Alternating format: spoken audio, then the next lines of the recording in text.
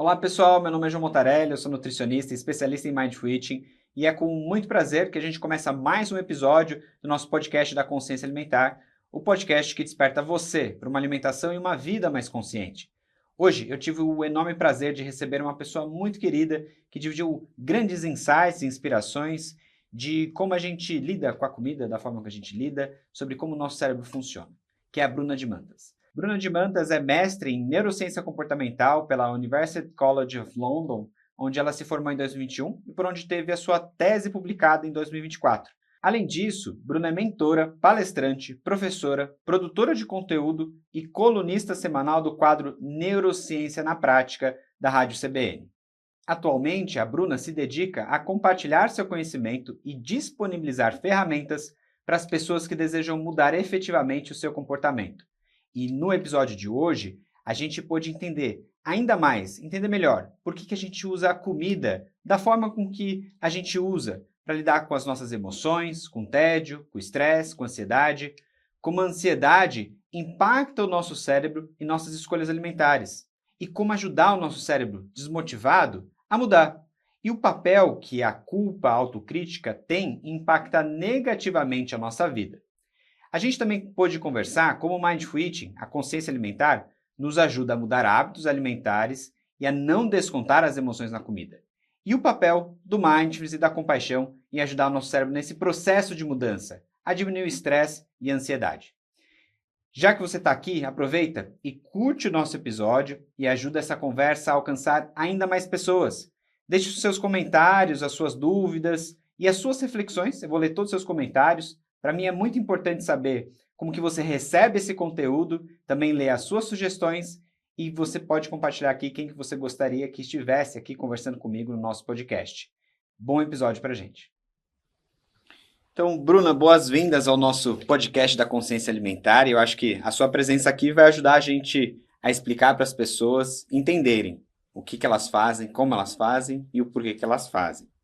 E quando a gente pensa em hábitos, na minha rotina de trabalho atual, atendendo pacientes, como professor com uns alunos, formando os alunos ali em nutrição e psicologia, uma coisa que existe em comum é perceber que mudar hábito é uma coisa difícil e que existe uma coisa também muito comum que acontece quando a gente pensa em hábitos disfuncionais, em comportamentos problemáticos, que é a dificuldade que existe da gente lidar com o que dói, com o sofrimento.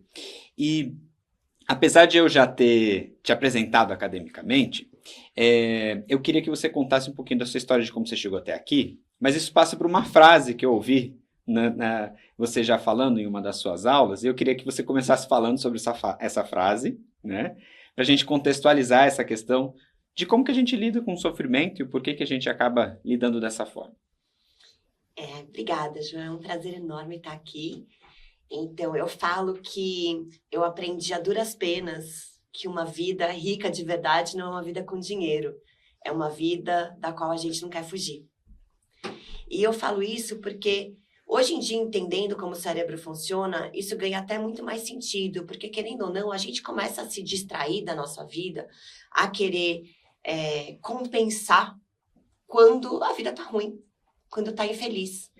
E eu falo que quanto mais equilíbrio emocional a gente vai ganhando, menos a gente precisa de subterfúgios para sair da nossa vida, tal como a alimentação.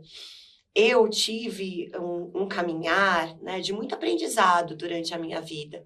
Eu tive o privilégio, que eu falo que é uma honra da vida com V maiúsculo, que eu tive de poder mudar totalmente de vida depois de muitos anos, né? Eu fui, por muito tempo na vida, eu me signifiquei com um cargo de executiva, eu trabalhei numa das maiores multinacionais do mundo, eu fui expatriada para muitos países, e com 37 anos eu já era diretora global de marketing, morando em Amsterdã, depois de muitos países diferentes.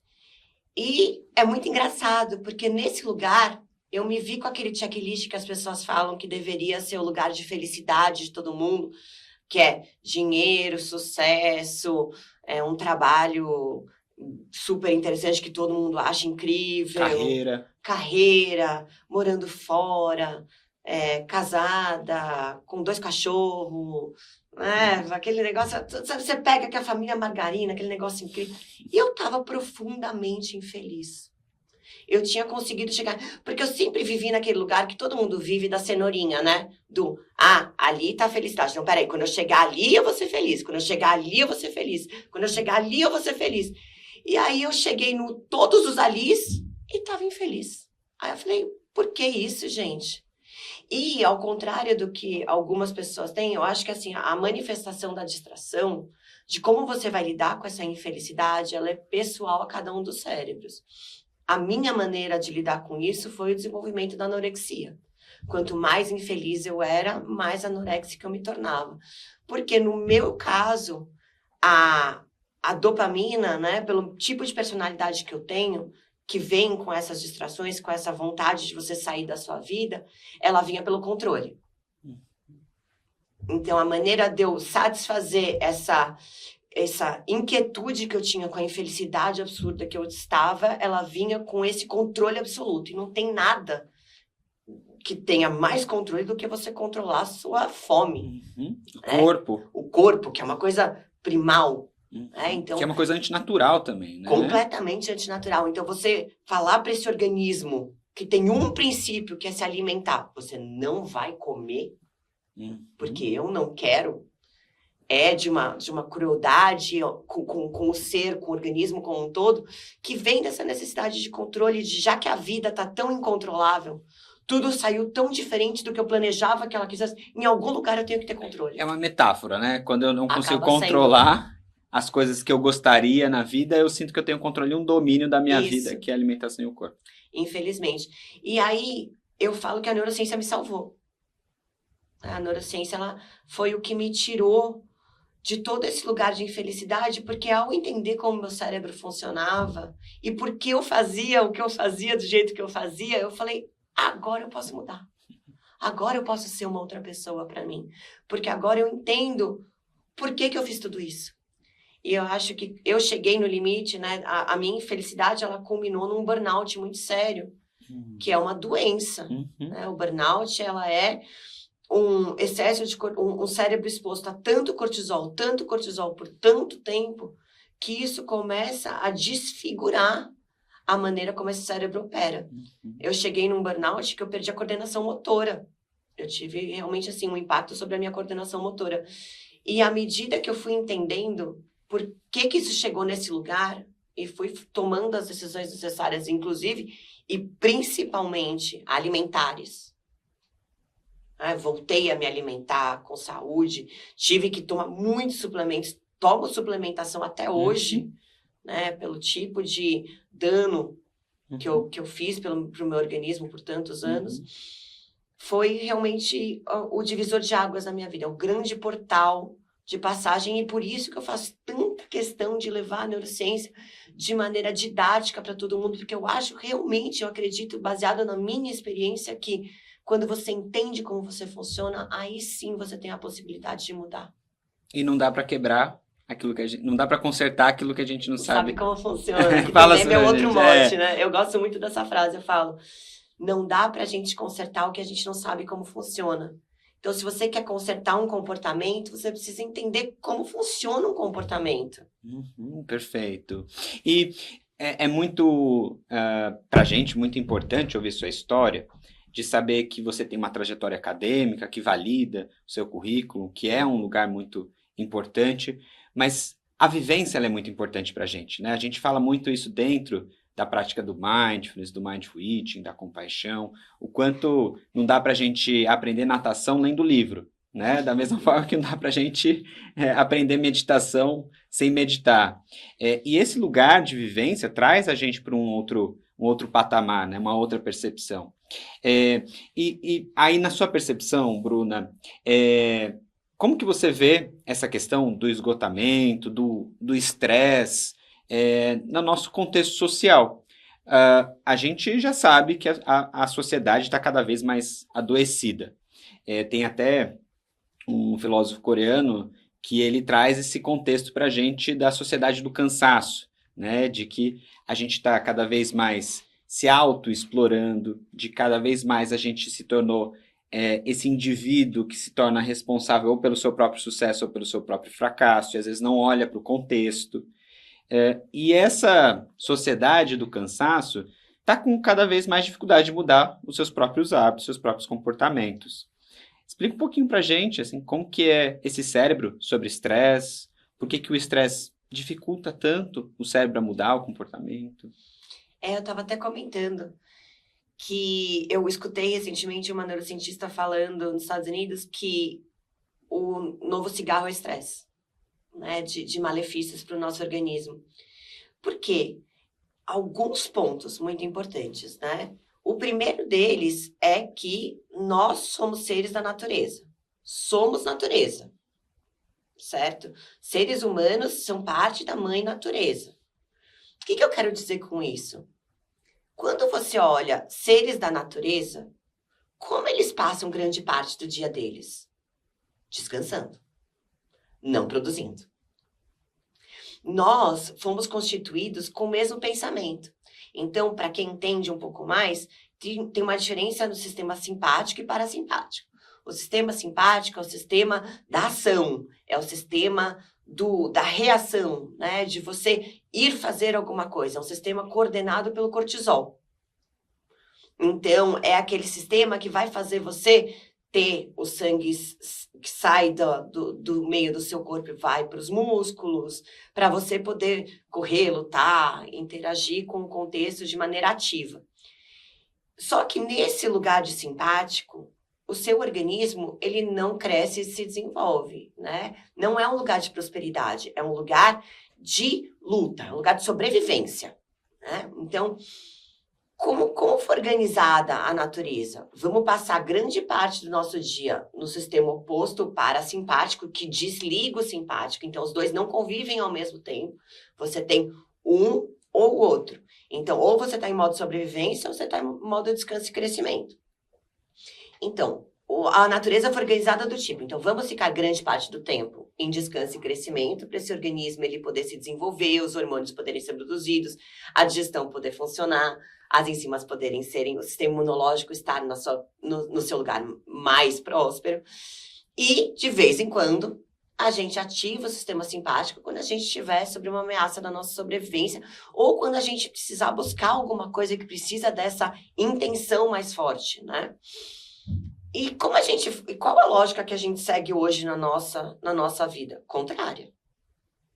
A gente está 80% do nosso tempo nesse esquema produtivo de alerta, né? Como se tivesse constantemente um leão correndo atrás da gente. E 20% do nosso tempo no descanso. E daí, quando chega no descanso, a gente nem descansa direito, né? Porque imagina aqui, um organismo que foi projetado para fazer liberações cortisolínicas pontuais durante o dia é exposto a um cortisol constante, crônico, nesse organismo, de liberação crônica. E afeta tudo, né? Porque como é que funciona o sistema? Ele tem o cortisol de manhã, aí esse cortisol ele vai baixando, tem um outro pico no meio da tarde, mas aí é para você começar a produzir melatonina, é para você começar a produzir GABA, que são os neurotransmissores do aquietar, né? Da inibição, da calma, de você abaixar. Mas se você, 8 da noite, ainda está produzindo cortisol, porque você continua no trabalho, porque você continua se expondo a telas, porque você continua pensando em todos os problemas que você tem, realmente, quando você chega para dormir na hora do seu descanso, você não tem uma ativação parasimpática tão eficiente. Então, os cérebros que ficam constantemente se sentindo ameaçados, têm uma série de problemas. O primeiro deles, por exemplo, é que no momento que você está ali enfrentando uma ameaça, um estresse, esse cérebro ele desliga literalmente a decisão racional. Por quê? Você está ali, aí você encontra uma cobra. Você não pode ficar, nossa, peraí, eu consigo correr a 13 km por hora. Se eu for para a direita, tem um rio, e aí eu consigo chegar nesse rio em 5 minutos. Uma cobra tem a velocidade... Você não pode ficar nisso. Primeira árvore que eu vejo sobe. né? Ou sei lá, sai correndo. Corre, ataca, pula.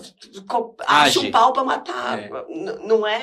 Não, você não pode parar e pensar racionalmente, tem que ser instintivo.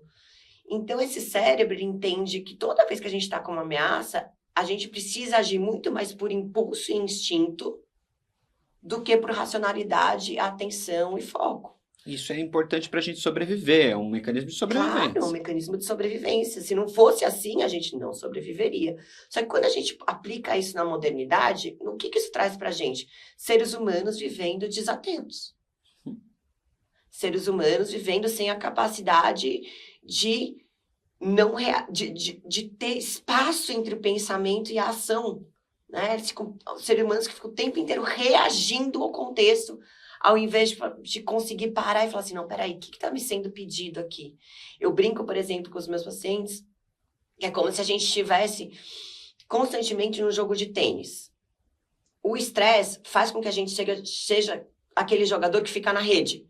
Então, bolinha vem, rebate, bolinha vem, rebate, bolinha vem, rebate. Reativo. Né? Não dá aquele tempo da bolinha pingar e você fazer no fundo de quadra. Pingou, deixa eu ver para onde eu vou jogar. Não. Você fica ali o tempo inteiro rebatendo para onde dá. E isso é muito ruim para o ser humano, porque aí a gente não consegue aprender, a gente não consegue ter foco e atenção, a gente não consegue engajar com as coisas. E aí a gente confunde muitas vezes com TDAH. Mas às vezes não é TDAH, é um cérebro que está tanto tempo vivendo sobre tanto cortisol que ele esqueceu como é que funciona essas funções de fundo de quadra.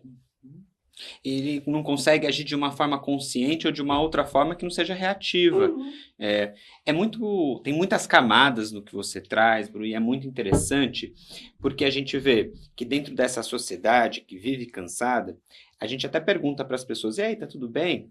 Né? Tá tudo corrido. E quando a gente vai descansar, a gente sente culpa por isso. Ou no nosso período de descanso, a gente acaba sendo muito dominado por telas, e as telas a gente sabe que tem um potencial estressor grande. Um desses potenciais estressores pode ser, por exemplo, a comparação social. Ela estressa muito o nosso cérebro. Já é muito discutido na literatura científica de que pessoas que convivem com problemas alimentares, né, quando se comparam com outras pessoas, eles podem usar a comida como uma forma de aliviar as próprias emoções. Ou que essa exposição a outros corpos pode trazer mais insatisfação à própria aparência. Né? Então, essa comparação ela realmente é estressora para o nosso cérebro. Né? E uma outra camada, que eu acho que são 2 pontos para discutir, na verdade, Bru, essa questão da comparação, né, que acontece, é inevitável.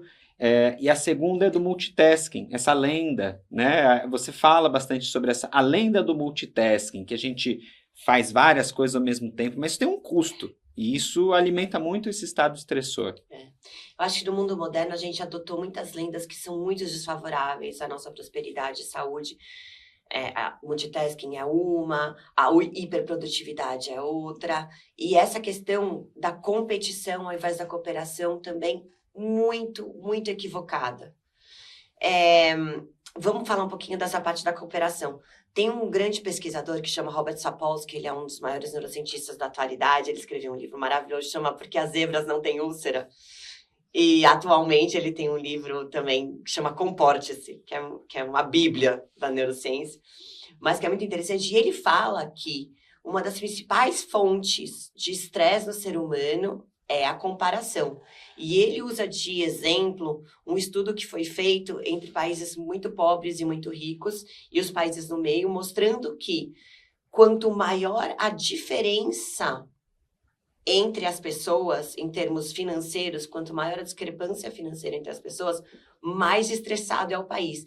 E isso nas pontas. Então, por exemplo, quando você pega os países muito pobres, onde todo mundo é pobre, então, eu sou pobre, meu chefe é pobre, meu primo é pobre, meu pai é pobre, meus vizinhos são todos pobres, o estresse é baixo. Porque tá todo mundo vivendo numa mesma realidade comparativa. O que estressa é esse lugar de... Existe um lugar mais feliz, do que eu estou vivendo hoje, que aquela pessoa está vivendo e eu não. Esse lugar, ele é muito estressante. E enquanto a gente não entender que os nossos comportamentos, eles são referências, eles são autorreferenciados, né? Então, o que a gente vai usar para conseguir reagir a esse contexto ameaçador, ele é o que a gente ensinou para o nosso cérebro durante a nossa vida a usar. Toda vez que a gente se expõe voluntariamente a algo que nos estressa, e assim, claro, vou colocar entre aspas esse voluntariamente, porque as mídias sociais não são tão voluntárias assim. Mas, isso que eu falo, escolha bem o que você está expondo ao seu cérebro. Porque se você está expondo o seu cérebro a coisas que vão te trazer uma comparação desfavorável, que para você é ruim, não faz isso. Não faz. Se você pode não seguir as blogueirinhas que são mais magras que você, que fazem atividade física muito melhor do que você, blá, blá, blá, blá, não siga. Se poupe, não é se expondo à comparação negativa que você vai influenciar esse seu cérebro a mudar um comportamento. Pelo contrário, quanto mais estressado for o seu cérebro, à medida que ele olha para aquilo e fala, eu não consigo fazer isso, tem pessoas que conseguem, mas eu não consigo, pior é para você mudar um comportamento. Cérebros estressados não mudam comportamento. Mudança de comportamento é aprendizado. Aprendizado tem 3 partes fundamentais. Foco e atenção, engajamento e descanso. Sem esses 3 não existe aprendizado, não existe neuroplasticidade. E à medida que você, que eu acabei de explicar, que estresse acaba com o nosso foco, com a nossa atenção e com o nosso engajamento, começa por aí a dificuldade que as pessoas têm de mudança de comportamento. E também vamos falar de multitasking. De novo, foco e atenção. Grande problema da humanidade hoje em dia. Você sabe que eu coloquei voluntariamente no meu Instagram, num dos posts, uma automatização em que eu peço para as pessoas contarem para mim qual a principal dificuldade de mudança que elas têm hoje. E a esmagadora maioria fala que a dificuldade de foco e atenção não é emagrecimento, não é atividade física, não é estudar, eu tenho dificuldade de foco e atenção e procrastinação. E por que isso? Porque você imagina que para um cérebro querer dar foco e atenção, que é caro, é um recurso caro para um cérebro, para ele colocar isso, ele não pode estar competindo com o estresse, que é um recurso mais caro ainda. Quando você tem todo um organismo biológico tentando fazer você sobreviver, esses recursos que ele coloca nisso são muito caros. E aí, foco e atenção fica sem isso. E principalmente assim, então vamos lá. O que é foco e atenção? Foco e atenção é dizer não para todo o resto que está acontecendo, que é muita coisa, e falar sim só para o que você quer que seu cérebro preste atenção. E esse muita coisa é o celular, é tudo. O ruído, é o barulho, é o pensamento Tudo. interno. Tudo. Inclusive, assim, a gente não percebe, mas o nosso cérebro percebe. A energia que está no ambiente, o que a planta tá mexendo, nosso cérebro está captando tudo. Ele tem que dizer não para tudo. Mas, principalmente assim, se você coloca para competir com algo que você quer ter foco e atenção, que é chato. Eu tenho que fazer uma planilha de Excel para o trabalho, eu acho isso chato. E eu coloco isso para competir com celular, comidinhas, bebidinhas açucaradas, café, distrações no geral. Gente, pelo amor de Deus. A gente está entrando no ambiente aqui, né? Óbvio que o seu cérebro vai preferir qualquer coisa do que aquela tarefa que você acha chata. E outra coisa também, falando de multitasking, cérebros, eles precisam de uma coordenação do seu humano. Né? O humano precisa falar para o cérebro dele. Cérebro, agora a gente vai fazer isso aqui. Preciso que você me ajude a prestar atenção nisso aqui. Se o humano dele, pega no celular, levanta para pegar uma comidinha, vai até o café, conversa com fulano, não sei o quê. Quando tem que fazer, ele acha que aquilo não é importante. Porque se isso aqui fosse importante, meu humano estava sentado aqui fazendo isso. Então, quando você senta para fazer, ele fala, não, vamos fazer aquelas outras coisas que são muito mais legais. Né? Então, se você quer propor para o seu cérebro que ele preste atenção em alguma coisa, você precisa intencionalmente colocar ele para entender que aquilo é importante. Senão ele não vai. E dizer o que não é importante. E dizer o que não é importante. Pensa. Você senta ali para fazer uma tarefa. E você põe seu celular do lado. E aí, toda vez que o celular apita, você vai olhar o celular. Você está dizendo para esse cérebro que o que é importante? O que é mais importante?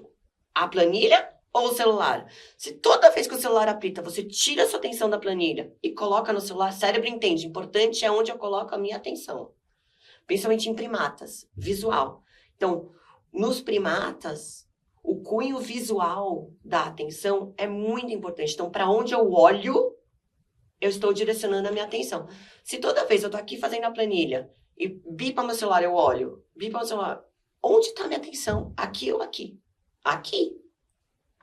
E é uma competição desleal, porque isso aqui preenche muitas das subterfúgios que o cérebro adora, né? Que é pertencimento. Então, você está ali vendo o que o seu grupo social está fazendo.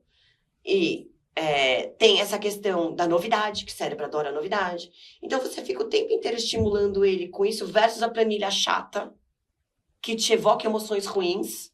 Isso aqui que te evoca emoções boas. Não tem como competir. Então, a gente acha que a gente está com dificuldade de estudar, de sentar e trabalhar, de ler um livro. Não, gente. Você está colocando essas atividades com uma competição desleal para o seu cérebro. E aí, realmente, vai ficar muito difícil. A sociedade não é só do cansaço, né? A sociedade é da desatenção, da distração também. Total. Então, muitas pessoas, de fato, comentam, né, Bru? Cada vez mais. Será que eu tenho um transtorno de déficit de atenção e hiperatividade? Pode ser que sim, né? Mas a gente vê que... Pode ser que não. Mas pode ser que não.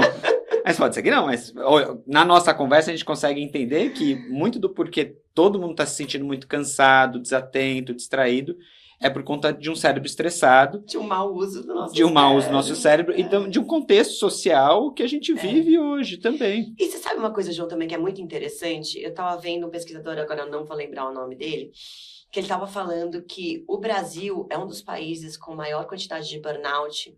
Um país mais ansioso, né? Um país mais ansioso do mundo. E ele trouxe uma hipótese que eu achei muito encaixada. Que ele fala assim, que países onde a cultura pede por integração social, pede por cooperação, pede por interdependência, como o Brasil, né, que valoriza demais esse convívio social, essa troca, a competição e a desagregação social que traz um ambiente de trabalho tóxico é muito mais prejudicial do que em países onde a cultura é mais isolada, mais egoísta, mais independente. Por quê? Porque nosso cérebro, e isso é uma coisa que a gente precisa entender assim, em muita profundidade, toda a parte cortical, nessa parte mais nova do nosso cérebro, que nos diferencia dos outros animais, dos animais não humanos, ela foi desenvolvida pela natureza para deixar com que a gente possa ser mais eficiente no convívio social. Então, por exemplo, o que a parte pré-frontal faz? Ela faz autorregulação. Então, o instinto fala, vou roubar a comida do meu amiguinho porque o meu amiguinho não está comendo.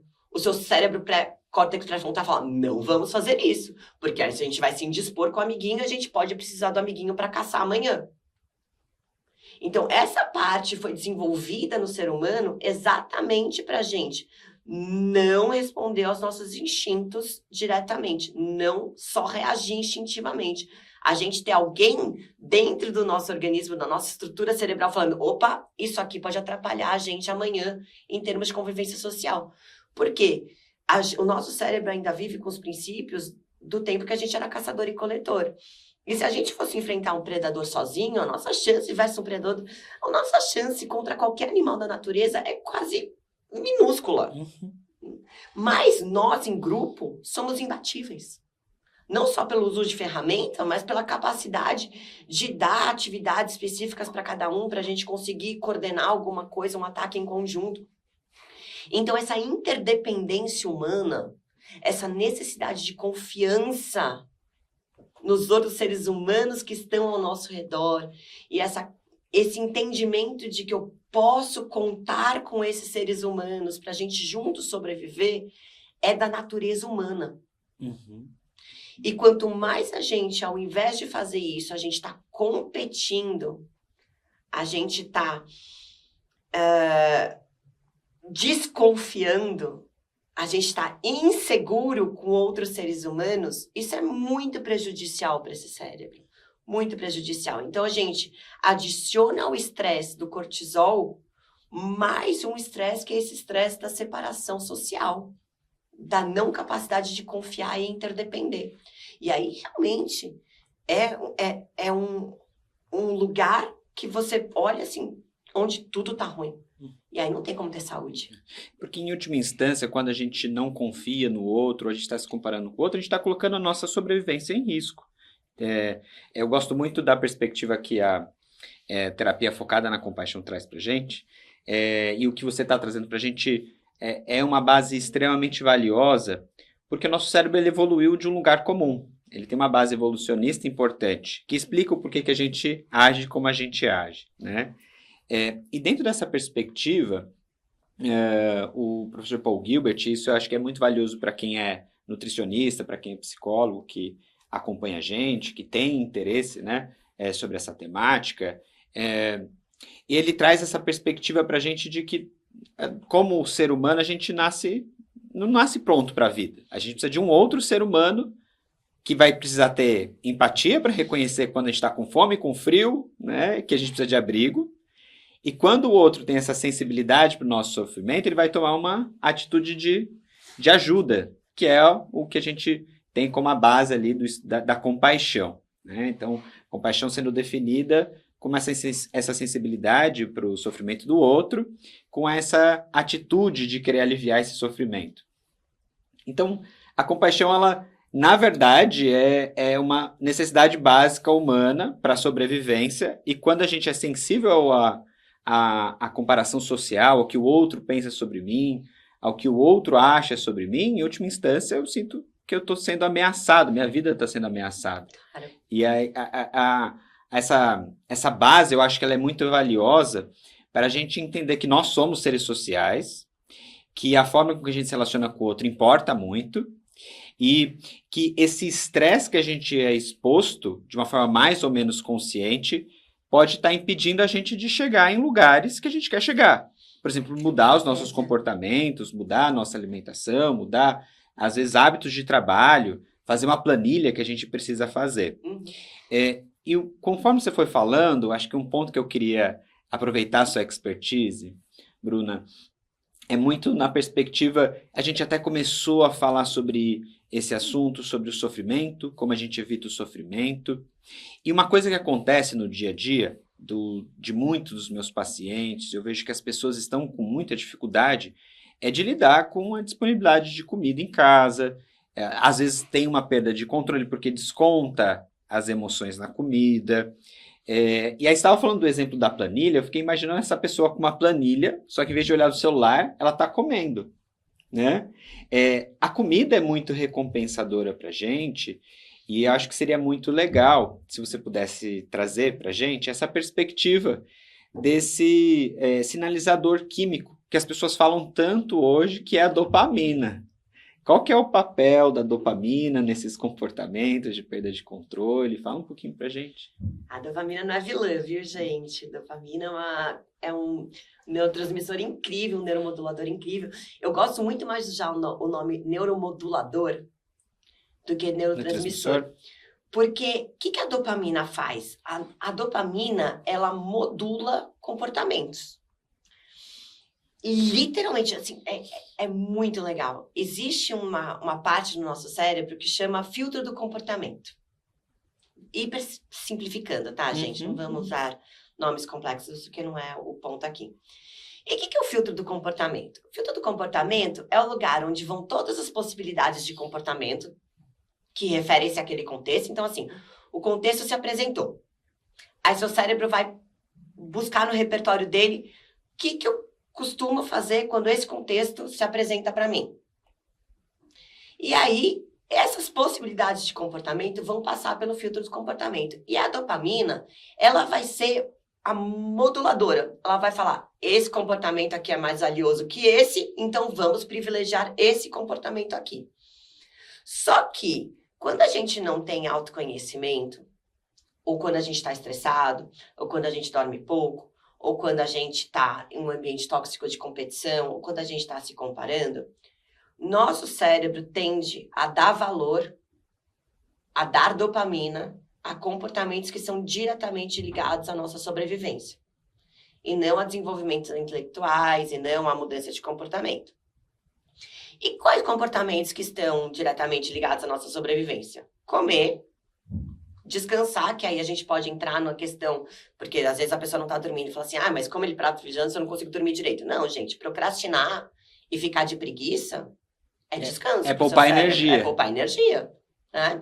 Então, arrecadar energia, poupar energia, pertencer e evitar dor e ameaça são os princípios primordiais do seu cérebro. Então, toda vez que a gente tá sem a capacidade de acessar o nosso autoconhecimento, nosso autocontrole, nosso pensamento, nossa autocompaixão, não é rigidez, é autocompaixão. A gente confunde muito, eu vou falar um pouco sobre isso.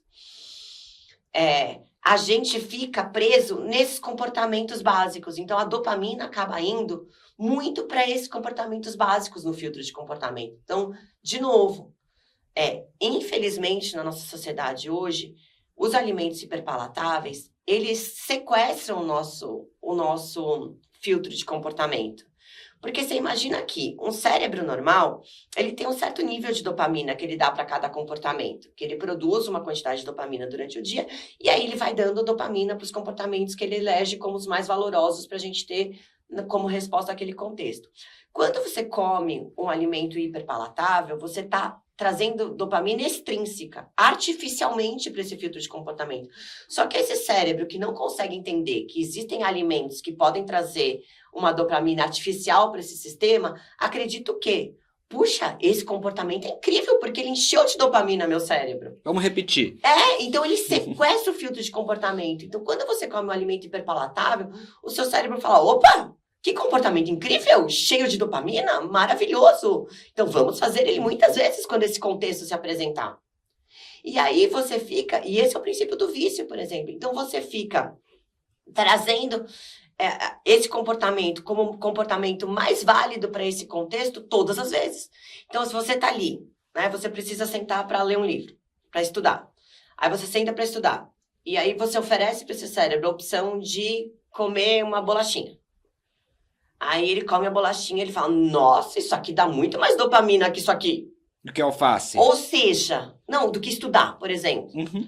Essa bolachinha, em comparação a esse estudar, que esse humano está propondo, a bolachinha dá muito mais dopamina do que estudar. Então, o que ele vai falar? Como ele não entende a diferença entre bolachinha e estudar, para ele comportamento é comportamento, né? O seu cérebro está ali, comportamento. O que você falou para ele? Esse comportamento tem mais valor que esse. Porque esse comportamento libera mais dopamina que esse. Então, qual comportamento que eu vou repetir? O que tem mais valor para ele. Então, além de ter uma dopamina extrínseca, ainda me traz energia, esse comportamento é incrível, ele é maravilhoso, vamos fazer ele sempre. E aí o que acontece? Quando você entregou essa opção para o seu cérebro, mas você, como humano, gostaria de continuar estudando e não ficar comendo bolachinho o dia inteiro, porque por ele agora ele come bolachinho o dia inteiro. Você vai ter que o quê? Usar a autorregulação, o autocontrole, a força de vontade para não ficar o dia inteiro comendo bolachinho e voltar para o estudo. E isso é muito difícil, fazer esse processo o tempo inteiro, principalmente para o cérebro estressado, com pouco sono, é difícil. Por isso que as pessoas não conseguem mudar comportamento, porque assim, você consegue no dia 1, no dia 2, no dia 3, depois de 4 dias, aumentou seu nível de estresse um pouquinho, acabou sua chance. A gente repete comportamentos aprendidos, né? Acho que isso é um ponto bastante importante. E aí, quando você foi falando sobre, né, qual que é o contexto, a gente pode pegar uma pessoa que está trabalhando e está trabalhando em casa, no home office ou no escritório, né? E ali ela tem alimento na gaveta, ou ela tem alimento acessível. Quando ela está fazendo aquela planilha chata, ou ela sente tédio por qualquer motivo, a chance dela buscar um comportamento que vai trazer essa dopamina essa distração. Porque, imediata assim, é grande, né, a chance? Vamos trabalhar dois contextos, dois conceitos aqui. O primeiro é que, assim, comportamentos são o veículo do nosso cérebro para sair do ruim e ir para o bom. O que eu quero dizer com sair do ruim e ir para o bom? Sobrevivência ameaçada, sobrevivência garantida. Como é que a comunicação do seu cérebro com o humano dele para dizer, humano, estamos no ruim, queremos ir para o bom? Emoções. Então o cérebro faz você experienciar emoções ruins, quando para ele não tá legal, e experienciar emoções boas, quando para ele tá legal. Qual o problema? O problema é que assim, normalmente as emoções boas deveriam vir de ocitocina e serotonina, que são neuromoduladores que trazem calma, pertencimento, segurança, né? Carinho, tranquilidade, alegria. Que é o foco central das práticas de mindfulness e compaixão. Isso, por isso que a gente vai entrar nisso. E é por isso que eu trouxe essa questão. O que acontece? Esses neuromoduladores, e assim, não na totalidade, tá, gente? Não vamos falar, não existe nada no nosso cérebro que é 100 ou 0, tá? Mas são neuromoduladores que estão muito mais presentes no parasimpático, né? Naquilo que a gente conversou no começo, do descanso, do que no simpático. Que é o estresse. O simpático, que é o estresse, que é governado pelo cortisol, é um estado em que não faz muito sentido para esse cérebro, porque pensa assim, pensa na lógica do cérebro. Se eu estou sob ameaça, em alerta, eu não posso estar calmo e tranquilo. Não faz sentido. Por que eu vou estar produzindo um neuromodulador que tranquiliza o sistema inteiro se eu estou em alerta e ameaça? Então, normalmente, quando a gente está com altos níveis de cortisol, a gente tem níveis mais baixos de serotonina. E o que acontece é que os cérebros se comportam para sair do ruim e ir para o bom. Se não tem serotonina, não tem ocitocina, porque eu estou num ambiente competitivo, tóxico, e ocitocina é o neurotransmissor do pertencimento, do gostosinho, do acolhimento, né?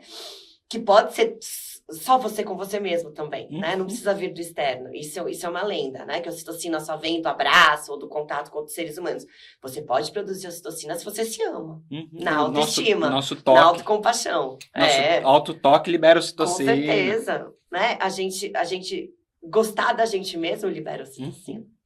Mas, vamos voltar. A gente está aqui nesse organismo cheio de cortisol. Que por quê? Tá na ameaça, não vai estar na calma. Então, ele não está produzindo serotonina, mas ele quer sair do ruim e ir para o bom. Qual é o neuromodulador disponível, então, para sair do ruim e ir para o bom? A dopamina. Então, quando a gente está em situações de estresse crônico, nosso cérebro fica recorrendo a recursos dopaminérgicos para tirar a gente do ruim e ir para o bom. Qual o recurso dopaminérgico? O que você ensinou para ele. Para algumas pessoas vai ser cigarro, para outras pessoas vai ser comida, para outras pessoas vai ser álcool, para outras pessoas vai ser jogo, né? Que agora tá essa loucura desse tigrinho. Para cada pessoa vai ser... Algumas pessoas vão ter alguma coisa mais leve, tipo, sei lá, maratonar Netflix. Mas pouquíssimas pessoas vão ter essa liberação dopaminérgica, por exemplo, na atividade física. Porque é uma coisa que exige esforço, você precisa ir contra os princípios básicos do seu cérebro para implementar. Então, assim, você fica vivendo nesse mundo cortisolínico, trazendo migalhas de dopamina para sair do ruim e ir para o bom. Dopamina para sair do ruim e ir para o bom. E isso é muito instável, porque você vai precisar o tempo inteiro ficar recorrendo, porque a dopamina ela é fásica. Né? A dopamina que traz esse alívio, ela é fásica. Então, subiu, me senti um pouquinho melhor, caiu de novo. E na questão alimentar é ainda pior. Porque quando a gente pensa que a gente está num organismo cheio de estresse, aí a nossa dopamina vem da alimentação de alimentos hiperpalatáveis, hipercalóricos. Então eu vou lá, tô no estresse. Ai, preciso de um alívio. Como o bolinho, né? Ou o chocolate. Comi o chocolate, sinto culpa e arrependimento, porque eu não deveria ter comido chocolate, porque eu tô gorda, eu tô me comparando, blá, blá, blá, blá, blá. O que você acabou de fazer? Mais estresse. Mais estresse, seu organismo vai pedir o quê? Compensa. E você fica nesse ciclo eterno de estresse, dopamina, culpa, arrependimento, estresse, dopamina, culpa... É o ciclo. Exato. E aí, assim, se você não entende que a única maneira de você sair é você parar de responder ao estresse com dopamina e passar a responder ao estresse com serotonina e ocitocina, que vem da onde? Práticas que te propiciem entrar nesse estado de calma. Uma coisa que eu acho muito linda da meditação, e por isso que funciona tanto, principalmente o mindfulness, a presença, o estado de atenção, é que se você pensa que você está no estado cortisolínico, o cérebro não vai produzir serotonina, porque ele não está calmo, ele está estressado. Mas você pode contar para esse cérebro que o contexto não é ameaçador, que ele não precisa estar nesse estado cortisolínico, que ele pode entrar na serotonina. Como é que você faz isso? Respirando. E a culpa também, né? Acho que... sim, claro. Menos rigidez, né? Você olhar para você, eu acho que você trouxe esse conceito de o que é autocompaixão. Eu tenho também um olhar da Chris Neff, né? Sim, sim. Que eu acho lindo, que ela fala que a compaixão é a humanidade compartilhada. Uhum. É você olhar para o outro ser humano e falar, somos todos imperfeitos, cada um com a sua imperfeição. Quem sou eu para julgar a sua imperfeição como mais imperfeita que a minha?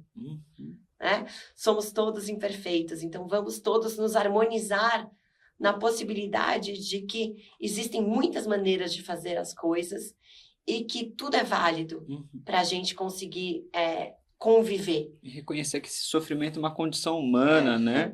É muito curioso como a autocompaixão pode instrumentalizar a gente a se relacionar diferente com a gente mesmo, com esses comportamentos, e como tudo isso tem a ver com a neurociência, como a neurociência explica o porquê que essa forma de lidar com o próprio comportamento, com o corpo, com os pensamentos, contribui tanto para o processo de mudança. Eu acho que dentro do que você já trouxe aqui para a gente, é uma regulação também química e hormonal que favorece a mudança comportamental. Reduzir estresse, aumentar a ocitocina, aumentar a serotonina por outras vias, que não seja dos comportamentos já aprendidos, como, né, descontar na comida, usar a comida como um veículo. E uma coisa muito curiosa no que você estava trazendo, Bruna, é de que nosso cérebro ele vai identificando na comida esse processo de liberação de dopamina, os alimentos que são mais e menos recompensadores de acordo com o consumo de energia. Então, se a gente for olhar para como a gente forma as nossas preferências alimentares, nosso cérebro ele prefere, de fato, alimentos que são mais densos em energia, né? Isso é muito... Lei do mínimo esforço. Nosso cérebro será a lei do mínimo esforço. Se eu gasto menos energia e consumo mais energia, para consumir mais energia, eu garanto mais minha sobrevivência, perfeito. E é interessante, eu gosto dessa explicação, para que as pessoas entendam que se quimicamente, né, o nosso cérebro funciona assim, a culpa não vai ser uma forma de lidar com isso, porque isso é só uma resposta comum esperada de todos os seres humanos frente à comida, né? Não tem nada errado com você. Não é porque você não tem disciplina ou você não quer o suficiente. Não, você está lutando contra uma biologia, uma lógica biológica. Não faça isso com você. Não lute contra lógicas biológicas.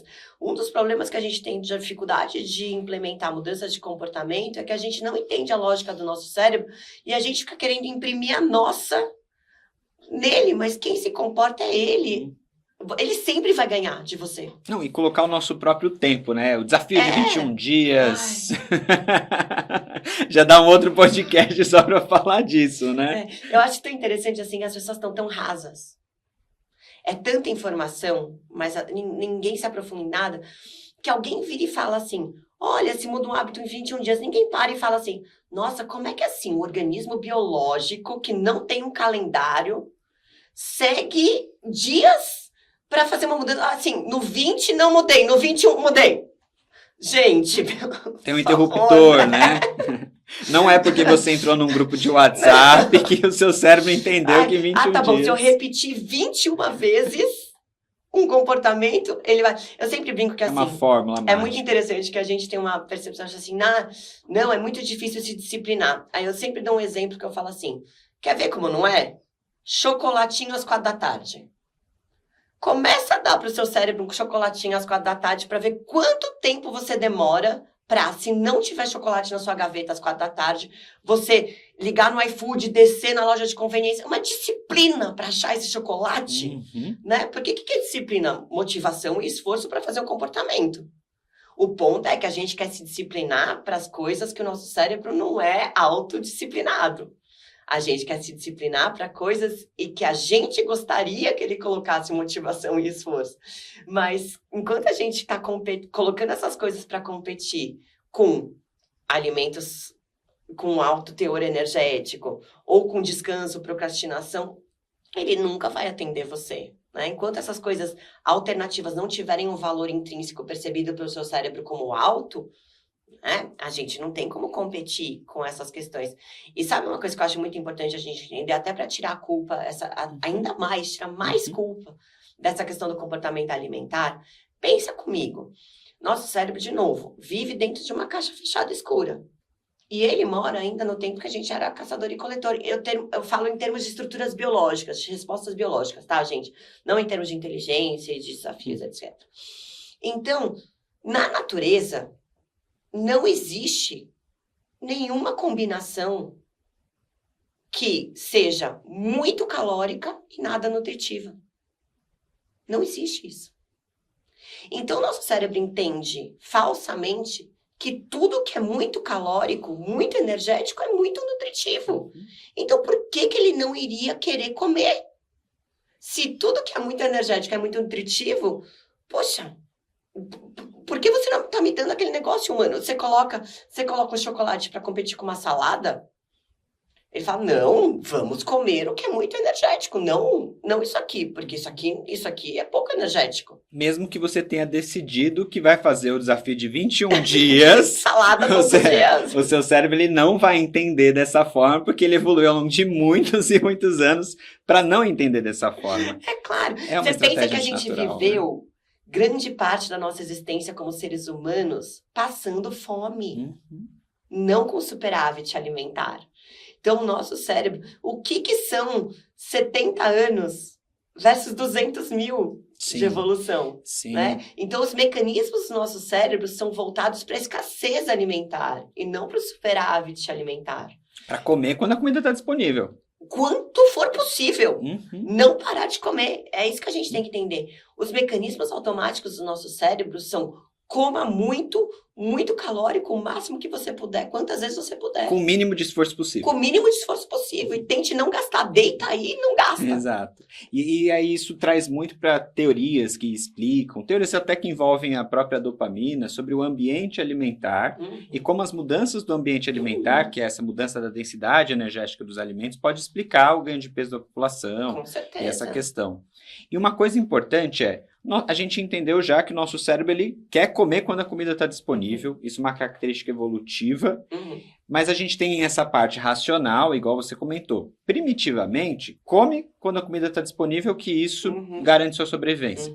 Racionalmente, a gente vai, pelo contexto, por vários outros motivos, até por funções do nosso cérebro, tendo esse controle inibitório, essa capacidade de inibir esses impulsos alimentares quando a gente vê comida, sente o cheiro de comida, porque a dopamina é liberada em duas fases, né? A gente pode até se aprofundar nisso, se você quiser, mas a dopamina é liberada em duas fases. Na fase de antecipação, quando a gente sente o cheiro de comida, vê comida, pensa em comida, isso já faz com que a gente tenha motivação para comer, e quando a gente come, a gente tem essa recompensa que vai ser equivalente ao consumo de energia.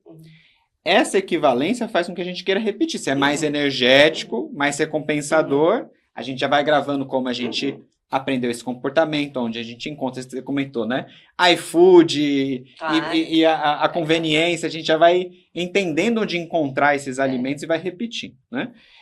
A primeira vez que você se comporta, vamos dizer, a primeira vez que você expõe o seu cérebro a um comportamento novo, a um alimento novo, vamos dizer, a primeira vez que eu fui comer um chocolate. Uma novidade. É novidade. Nunca comi chocolate, vou comer chocolate pela primeira vez. Aí a dopamina é liberada só depois, né? Então, como é que funciona? Tô indo lá fazer um comportamento, esse comportamento é neutro, ele não tem uma hipermotivação, então ela não tem uma dopamina direcionada antecipatória. Eu vou lá, eu me comporto, como chocolate, seu cérebro faz assim, nossa, isso é incrível! Isso é maravilhoso, mano. Muita dopamina pra você, muita dopamina. O que é a dopamina nesse sentido? É o neurotransmissor, o neuromodulador do aprendizado. Vamos fazer isso de novo, porque isso é muito valoroso pra nossa sobrevivência. Que é o que você comentou anteriormente Isso. sobre E aí, o que acontece? marcador. Beleza, quanto mais valoroso pra nossa sobrevivência é aquele comportamento, mais o seu cérebro vai priorizar esse comportamento versus todos os outros. Porque o que o seu cérebro tem, a única coisa que o seu cérebro faz dentro de um ser é ajudar ele a sobreviver. Né? Então, se você mostrou para ele que existe um comportamento que tem alto valor para sua sobrevivência, entrega muita energia, o cérebro vai fazer, esse comportamento é incrível. Gostei muito desse comportamento, humano. Vamos repetir ele sempre. Sempre. E aí, como é que o cérebro fala para você, vamos repetir sempre? A próxima vez que você tiver qualquer kill, como é que fala? Qualquer dica para pista, qualquer estímulo. Fale sobre estímulo, que fale sobre chocolate. Ver chocolate, pensar. Qualquer cheiro, ou que você sabe que tem chocolate perto, seu cérebro vai fazer o quê? Traz a dopamina para antes do comportamento para falar, vai lá, humano, faz aquele comportamento. Gera motivação. Né? Vai lá. Motivação e esforço. Que é engajamento. Então, eu me motivo e eu me mantenho motivado até realizar o comportamento. Aí, quando eu realizo o comportamento, seu cérebro faz o quê? Muito bem, humana. Gostei, me obedeceu. Mais dopamina. Mais dopamina para você. Um pouquinho mais de dopamina para você. Mas o que eu queria falar para vocês que pode ser uma grande mudança de chave na cabeça de vocês quando a gente fala desse comportamento dopaminérgico, principalmente voltado à alimentação. Vocês entenderam que o cérebro faz isso porque ele quer sair do ruim, que é, estou com fome, no começo, sei lá, vamos dizer, estou com fome, a primeira vez que você comeu um chocolatinho, e depois pode ser qualquer emoção ruim. Tô triste, tô angustiado, tô ansioso. Então vamos dizer, tô ansioso. Tô ansioso na minha mesa. Comi um chocolatinho. Melhorou minha ansiedade. Porque, querendo ou não, a dopamina traz o bom. Tava no ruim, trouxe o bom. E aí você deu um recurso ótimo pro seu cérebro para lidar com a ansiedade. Então, toda vez que a gente estiver ansioso, a gente come esse negocinho aqui e fica menos ansioso por alguns segundos. Mano, pro seu cérebro não tem problema. Que é por alguns segundos e depois você vai entrar em culpa e arrependimento. Porque depois é só fazer de novo. É só fazer de novo. Não é? Por que não? Mas muito bem, vamos pensar assim. Por que eu tive que comer chocolate? Porque eu estava ansioso. Então quer dizer que se eu estiver menos ansioso, eu vou recorrer menos ao chocolate? Claro. Porque o mecanismo dopaminérgico precisa do gatilho. Não existe mecanismo dopaminérgico de motivação e esforço sem gatilho. Por isso que funciona também você alterar o seu contexto. Então, quando você exclui o chocolate da sua vida, de todos os lugares onde você convive, não tem mais chocolate, precisa de tanta motivação e tanto esforço para conseguir aquele chocolate que seu cérebro faz assim, não, vai, tudo bem. Vamos tentar outra coisa. Então, você tem duas opções, vamos dizer. Quando você está, por exemplo, usando a alimentação como uma maneira de você apaziguar uma emoção ruim. Você pode modificar o contexto para aquele comportamento hipermotivado e perdendo a sua hipermotivação dopaminérgica, porque à medida que você torna difícil o que você não quer e faz o que você quer, seu cérebro vai tirando a dopamina daquele comportamento que está difícil, porque começa a gastar energia demais, e cérebros são otimizadores de energia, começa a não compensar. Ou você melhora o seu lugar de emoções ruins. Tem mais habilidades também para lidar com esse estado emocional. Exato. Quando você se sentir ansioso, tenha esse lugar de autocompaixão de falar, é isso, gente, todo mundo fica ansioso. Estou ansioso mesmo. Tá ruim, mas tá tudo bem. Eu posso me acolher aqui na ansiedade sem precisar recorrer a uma distração dopaminérgica. E quanto mais você fica nesse lugar, menos assustador ele é. Porque você vai perceber que, aos poucos, essa ansiedade para de te dominar. Quando você para de responder a ela com hiperdopaminização, que depois vai te gerar culpa e arrependimento e vai estressar de novo esse organismo. Então, assim, se você só senta na ansiedade e você respira, você faz uma prática de mindfulness, você faz uma prática de autoacolhimento, e você fala, tá bom, tô ansioso mesmo, tá ruim, e eu vou ficar aqui um pouquinho. E você não recorre, vai diminuindo a necessidade, ele vai conseguindo te trazer serotonina, calma, tranquilidade. E aí ele já entende que, tudo bem, meu humano entendeu que agora, que quando ele estiver ansioso, a gente estiver inseguro, dá pra gente só ficar. Eu não preciso Tolerar. fazer nada. Exato. Eu não preciso reagir. Eu posso ir pro fundo de quadra, esperar a bolinha bater. E pensar onde eu vou mandar essa bolinha. Agir de uma forma mais planejada, mais organizada.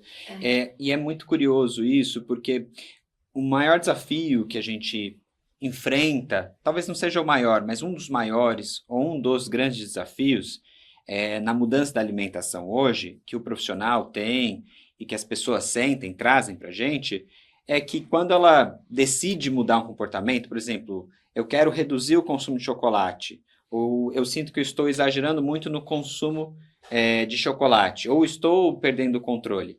As pessoas tentam restringir, né? A mensagem que se passa muito hoje na nossa sociedade é que restringindo ou fazendo dieta, a gente vai conseguir, de fato, ser uma pessoa controlada. E quando a gente pega a perspectiva da neurociência, a gente vê que isso não existe, de que a gente, para mudar comportamento, precisa de reconhecimento de como a gente funciona. Eu também defendo muito essa ideia. E reconhecer como a gente pode construir habilidades diferentes para criar repertório para lidar com esse comportamento, né? Dentro dessa perspectiva, acho que já dá para a gente começar a trazer cada vez mais o papel do mindfulness, da autocompaixão nesse cenário. E existem vários processos e mecanismos que já são elucidados, que facilitam o processo de mudança do comportamento, né? Então, você estava já trazendo aqui para a gente até iniciou nosso podcast falando o quanto, quando a gente está no estado de sofrimento, a gente busca a felicidade. Tem uma frase do Dalai Lama que ele fala muito isso: nós evitamos o sofrimento o tempo todo, em tudo que a gente faz, na forma que a gente age, é o nosso funcionamento, a gente está o tempo todo evitando o sofrimento e buscando a felicidade. Tem uma outra frase que você fala, Bruna, que você pode até trazer para a gente, sobre os infernos, né, conhecidos do que os paraísos não conhecidos. Então, assim, pensando em mindfulness e como ele pode beneficiar a mudança do comportamento alimentar, tem essa questão de como a gente pode tolerar o desconforto, tem essa capacidade de olhar para os pensamentos de uma outra forma, de se tratar com gentileza. Existem estudos de mindfulness mostrando o aumento dessa capacidade de controle dos impulsos, né? Você comentou muito sobre como, em determinados contextos, a nossa atenção pelo estresse se regula no estresse, ela se retroalimenta. De repente, a gente pensa na planilha que a gente não consegue fazer, se a gente come chocolate, a gente fica focado na culpa, no quanto a gente não é capaz, a gente vai retroalimentando esse diálogo interno, deixando a gente cada vez mais frustrado e impedindo a gente de mudar. Então, assim, existe uma série de fatores de como o mindfulness poderia nos beneficiar, e eu queria que você começasse a aprofundar essa discussão para a gente. Na sua perspectiva como neurocientista, estudando sobre comportamento, como que você vê, né, em mais detalhes, o mindfulness para ajudar as pessoas que estão ouvindo a gente, que têm dificuldade de mudar o comportamento, a mudar? Olha, se tem um mecanismo que tem muita consistência de estudos científicos e de prática clínica, né, mostrando que funciona, é o mindfulness quando a gente está pensando em mudar comportamento. Por quê, gente? Alguns pontos. Primeiro, cérebros se comportam para sair do ruim e ir para o bom, né? Sair do sofrimento e ir para algo melhor. Então, quando você quer interferir nesse comportamento, muito mais fácil você interferir nesse comportamento se o ruim não tá tão ruim, né? Se a gente consegue diminuir a importância desse ruim, né? A incidência desse ruim, a profundidade desse ruim. Se ele tá menos ruim, a gente tem mais tempo para entender qual comportamento a gente quer. Quando a gente está no estresse profundo ou no sofrimento profundo, o nosso cérebro sempre vai escolher pela gente o nosso comportamento. A gente tem pouco espaço de sabedoria para influenciar nisso. Então, usar a rigidez, a disciplina, a força de vontade para sair do ruim para o bom só faz a gente ficar rodando do ruim. Sai do Ou ruim para o piorar muito o que ruim. já tá Exato. ruim, né? Piorar o que já tá ruim. A gente vai do ruim para o muito ruim, do muito ruim para o ruim, do ruim, muito ruim. E por quê? Porque você concorda comigo que quando eu tô tentando implementar uma mudança de comportamento, é um movimento difícil. Não existe como mudança de comportamento fácil. Porque você está pedindo para um cérebro que já casou com um mecanismo neural, então ele está com os neurônios ali todos sinapticamente ligados, juntinhos, para ele separar essas sinapses e fazer novos caminhos neurais. Isso precisa de muito esforço desse cérebro. Neuroplasticidade, que é esse movimento de flexibilizar um comportamento, ensinar para o seu cérebro uma maneira nova de fazer alguma coisa, é altamente complexo e energético para um cérebro.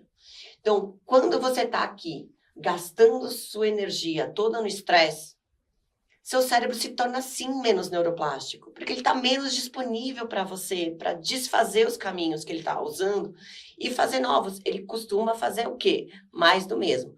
Então, o que eu falo? Cérebros preferem infernos conhecidos a paraísos desconhecidos. Por quê? No inferno conhecido, eu já tenho meus hábitos, já tenho minha maneira de lidar. Eu não preciso extravasar energia quando eu não tenho energia para fazer. Muito curioso isso, desculpa te interromper, imagina. porque os pacientes falam muito, né, sobre eu já entendi que eu não tenho que fazer isso, eu já entendi que eu não tenho que usar a comida para lidar com as minhas emoções, eu já entendi isso, mas eu não consigo fazer diferente. E acho que a sua frase, a sua explicação traz muito essa perspectiva, né, o porquê que isso está, então, de fato acontecendo. Você sabe que, assim, eu falo muito que os comportamentos, eles são sintomas, eles não são causas. Então, quando você, por exemplo, vamos dizer, quero parar de tomar refrigerante. Todo dia eu tô lá em casa, tô trabalhando, faço home office, e vira e mexe, me pega, eu tô indo na geladeira tomar refrigerante. Eu quero parar de tomar refrigerante. Para vocês entenderem como o comportamento é um sintoma, não uma causa. O que eu falo? Eu tenho uma técnica que eu falo, que eu chamo de técnica do desencaixe. Então, você pega um dia, na sua vida normal, sem mudar nada, tira o refrigerante da geladeira.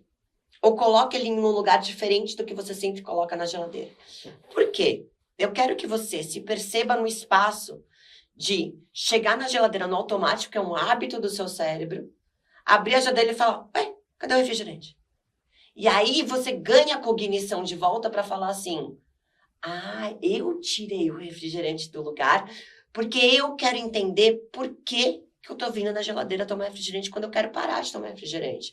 E aí você vai perceber que antes de você levantar para vir na geladeira, você estava numa tarefa tediosa. E aí você vai começar a perceber, aí daqui a 2 dias você faz de novo, não pode ser em dias seguidos, porque senão seu cérebro é espertinho, ele já vai saber, né? Daqui a 2 dias você faz assim de novo. Aí você se percebe, fala, puxa, de novo eu estava numa atividade tediosa. E aí, o que você tem que entender? Que o comportamento ir à geladeira tomar refrigerante é o que eu ensinei para o meu cérebro que eu faço quando eu estou no tédio.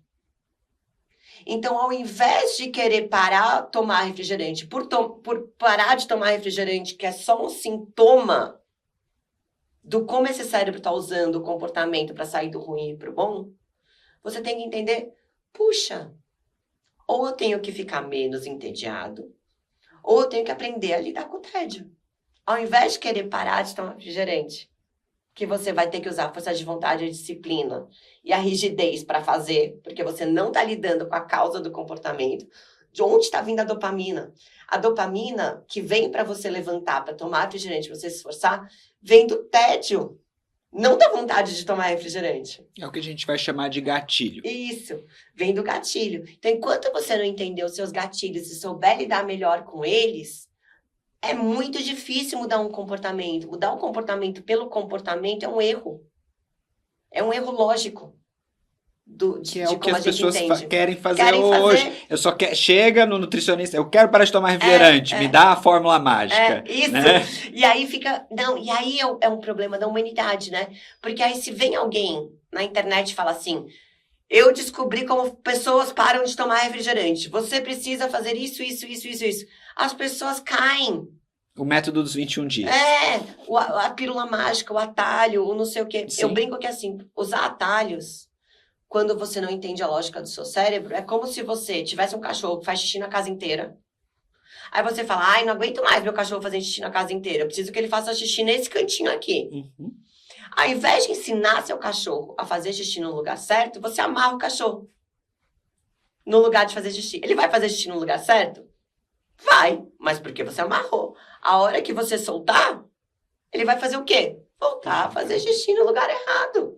É assim que é com o comportamento. Se você está usando um recurso artificial, que não é o entendimento de qual é a sua lógica, por que você faz aquilo que você faz, do jeito que você faz, você está amarrando o seu cachorro no lugar de xixi.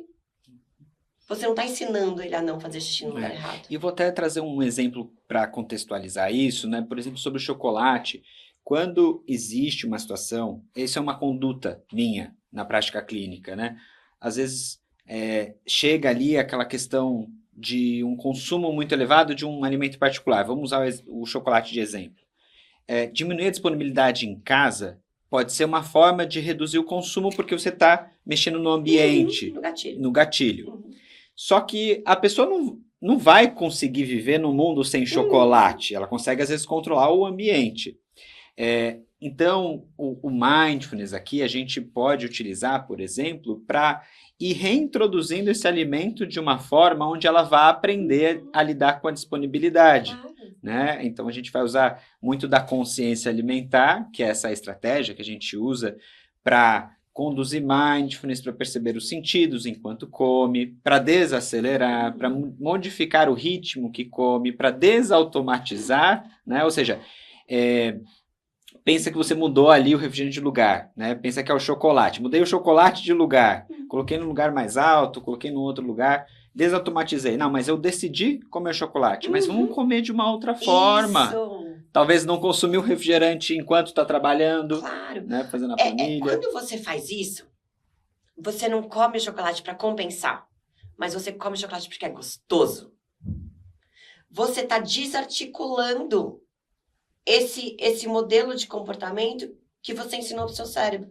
Porque ele estava usando chocolate até agora para aliviar a ansiedade. Uhum. Se você senta, respira, pega o chocolate e come o chocolate, você concorda comigo que você não está mais usando o chocolate para sair da ansiedade? Você está usando o chocolate para sentir um prazer de comer chocolate? E eu vejo muitas vezes, assim, tem estudos interessantíssimos nesse sentido, com pessoas com hábito de fumar, né? Em que as pessoas usam mindfulness para ajudar as pessoas a pararem de fumar. Fala assim, ao invés de você só, tô ansioso, acende o cigarro, vamos fazer assim? Pode fumar quando você quiser, mas você vai vir, sentar e você vai saborear o cigarro. E aí, quando a pessoa para saborear o cigarro, em que ela desvinculou de uma resposta imediata reativa a uma ansiedade, ela fala, nossa, que horrível. O gosto é ruim. E isso ajuda ela a parar com o comportamento do vício, porque você tira um pouco da dopamina, da motivação para isso. Porque da próxima vez que você for fumar, você vai lembrar, nossa, mas aquilo é horrível. Se você pensar assim, pensa nas pessoas que têm esse comportamento compulsivo com chocolate. Muitas vezes estão comendo chocolate de baixa qualidade. Chocolate que às vezes tem gosto de plástico. Só que elas nem param para perceber, porque aquele mecanismo é tão compensatório da emoção ruim que elas estão querendo, tão automatizado, que quando se você para e começa a comer, você fala assim, nossa, isso nem é gostoso. Tem até um estudo publicado por um pesquisador, que é o Dr. Judson, que ele fez, e na pesquisa dele tem um relato de um participante falando, é horrível o gosto de cigarro, né? Uhum. E ele fala e essa fala é muito comum dentro de quem pratica, muitas vezes, o mindful eating, a consciência alimentar, de não ter percebido o gosto de chocolate, de comer de uma forma tão automatizada que literalmente não percebe. Eu acho que eu vi numa aula sua, né, em que você fala da questão da quantidade, que quando as pessoas estão na presença ali, fazem uma mini prática de mindfulness antes de comer o chocolate. Pessoas que antes conseguiam comer uma caixa inteira de chocolate, agora no terceiro chocolate já começa, nossa... É muito. Porque você tá presente, você não tá fazendo aquilo para se engabelar. Você está fazendo aquilo porque você quer comer aquele alimento. E eu vou fazer uma conexão muito com o que você trouxe para a gente, que é sobre a desatenção. A gente é desatento, a lenda do multitasking, a gente está sempre nesse A lugar de hiperprodutividade. hiperprodutividade. A gente muitas vezes traz essa mentalidade para a comida e a gente quer ser produtivo na forma de fazer a alimentação. Eu vou seguir dieta agora. Eu vou para academia todos os dias agora. Essa desatenção, ela afeta muito a quantidade que a gente come. Tem muitos estudos mostrando sobre o quanto essa desatenção ao comer impacta não só no consumo imediato, mas às vezes você tem algumas pessoas, por exemplo, que comem desatentas e falam assim, eu como a mesma quantidade, mas isso pode afetar no consumo de outras refeições, porque a gente tem o papel da memória de curto prazo. Você me informou o seu cérebro que você comeu. Então, se eu não lembro, eu não fiz, né? Exato. Aquela lógica, se eu não lembro, eu não fiz, Se eu né? não lembro, eu não fiz. Então, é muito curioso porque a nossa atenção é um filtro da nossa consciência. Claro. E nós E do temos... aprendizado. E do aprendizado. Nós temos a capacidade consciente de regular a nossa atenção. E aí eu acho que entra um outro Só não estamos mecanismo. praticando. Só não estamos praticando, perfeito, né? Eu falo muito sobre esse despertar para uma vida consciente, que é entender que nós temos essa capacidade de direcionar a nossa atenção momento a momento, e Mindfulness basicamente é um treino que regula a nossa atenção onde a gente gostaria que ela estivesse, Exato. principalmente no momento presente. Eu falo sempre, eu falo assim, quer ver uma coisa incrível do seu cérebro? Falo pra você, agora sente seu pé esquerdo. Até agora você não estava sentindo seu pé esquerdo. É igual a roupa em contato com o corpo, gente, é muito curioso. Do nada, você começou a sentir seu pé esquerdo, porque você comandou o seu cérebro. A gente é capaz de fazer isso, gente. Perfeito. E é muito É curioso. treino. É treino. E aí, quando a gente estava falando do chocolate, um insight que me veio, que eu achei muito interessante compartilhar, que não é sobre o chocolate, é sobre a forma com que a gente se relaciona. Então, a gente pode comer um chocolate estressado, sentir culpa e ficar mais estressado por isso, mas a gente pode comer o chocolate de outra forma e se oferecer esse chocolate de uma outra forma vai ativar um mecanismo de calma, de serotonina, de ocitocina. Total. Chocolates são ótimos fornecedores de serotonina, de triptofano. Sim. Né? Então, eu acho que assim, nenhum alimento é ruim ou bom, gente. Quem é ruim ou bom somos nós com nós mesmos. Sinceramente, assim, hoje, eu por exemplo, eu como de tudo. Porque quando você entende que não existe nada que faz mal, quem se faz mal é você mesmo para você, coisas externas a você não podem te fazer mal se você não quiser. Se você estiver atento, interagindo com o contexto, presente, interagindo com o contexto, nada vai ser excessivo. Porque você vai conseguir perceber onde está a sua saciedade, onde está a sua vontade de comer por prazer. Né? Que também tem um papel importante na nossa Muito! alimentação. A gente come Nossa, somente pelo prazer claro. E isso não é necessariamente um problema. Até tem mesmo coisa mais deliciosa que sentar numa alimentação gostosa e comer com prazer? Não tem. Compartilhar uma comida, estar junto, usar isso para ter pertencimento. Só que não pode ser um subterfúgio de você não conseguir lidar com você mesmo. Né? De você espaço de não fuga. de você não estar disponível para estar presente em você. Perfeito.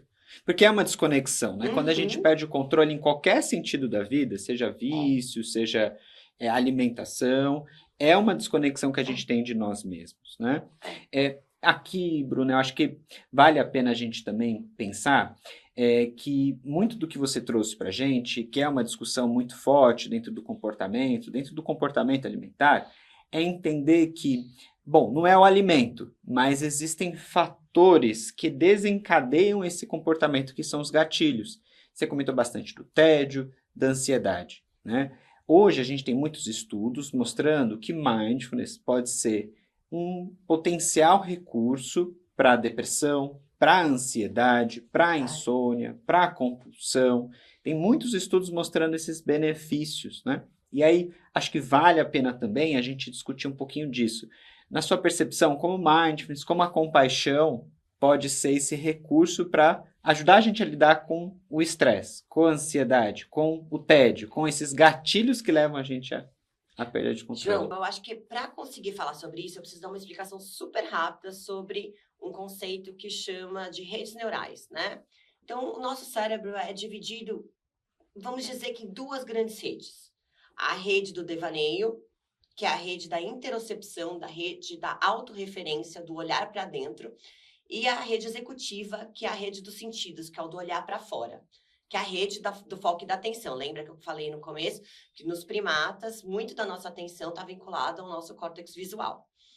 Então, o que acontece? A rede do devaneio, que é chamada em inglês de default network, rede padrão, ela é a rede que, quando funcional, quando saudável, é a rede da criatividade, é a rede da inspiração, é a rede da intuição. Dos insights, de você conseguir usar os seus pensamentos e seu entendimento do seu ser para o positivo.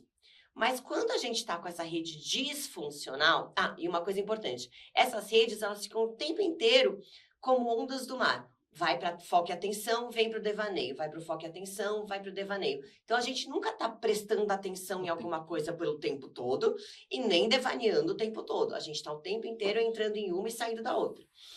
E quando essa rede padrão está disfuncional, como ela é a rede da autorreferência, o que ela acaba fazendo? Sendo a rede da ruminação, da ansiedade, da depressão.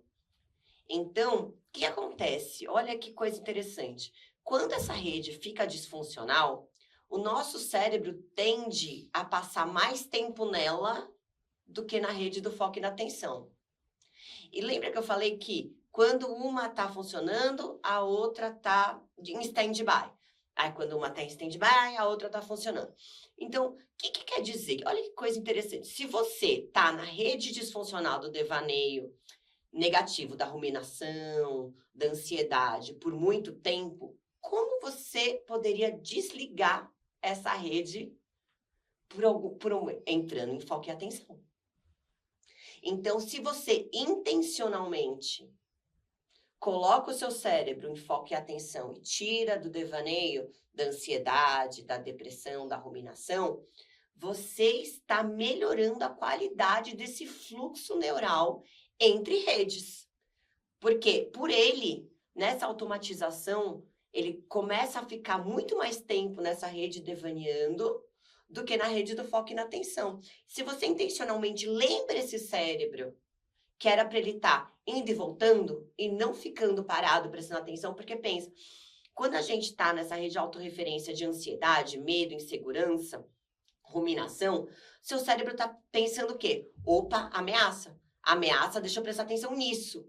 Então ele fica prestando atenção no dentro.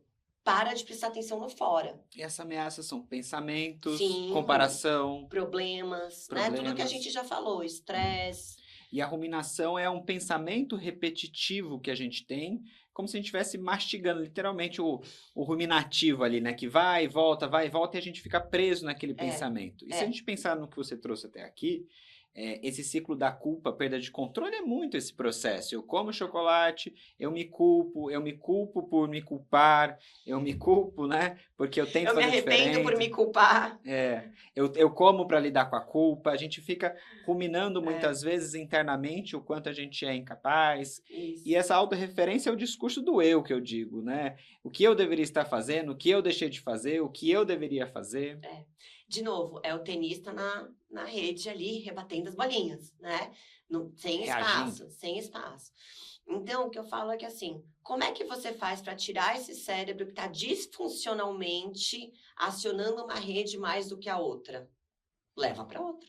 Como é que a gente leva para outra, João? Mindfulness. Maravilhoso. A gente treina, né? Isso. E eu acho que essa explicação, para mim, foi um divisor de águas, porque quando eu entendi como o nosso cérebro funciona dessa forma, isso me fez ajudar a explicar para as pessoas que quando a gente vai meditar, por exemplo, o nosso cérebro não desliga. Não existe parar de pensar, não existe, gente. Existe, só em um momento. Mas isso não é o que a gente quer estar. Tem algumas pessoas que eu gostaria muito de pegar pelo pescoço e esganar. A pessoa que começou a falar que é possível parar de pensar... Esvaziar a mente, né? Esvaziar a mente. De onde veio isso, gente? Não existe isso. Atrapalha muito. A gente está sempre pensando.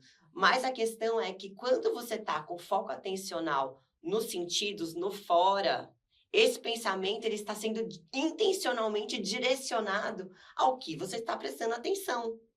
Você está direcionando, você não está deixando o seu cérebro ir para onde ele quiser. Você está direcionando esse cérebro para a sua respiração, para contar de trás para frente, para fazer tricô, Para perceber a comida enquanto você está comendo. É uma regulação, é um treino de regular a atenção, né? Perfeito, é uma autorregulação feita sem rigidez. Perfeito. Que é a que funciona. Só que para isso a gente precisa entender que a gente se distrai. Sim. Porque quando a gente vai meditar, fecha os olhos, me distrai, esse negócio não é para mim não. Eu sou muito agitado para meditar. Eu sempre falo que assim, a pessoa que fala meditação não é para mim, é para você. Tem a história. É para você que é.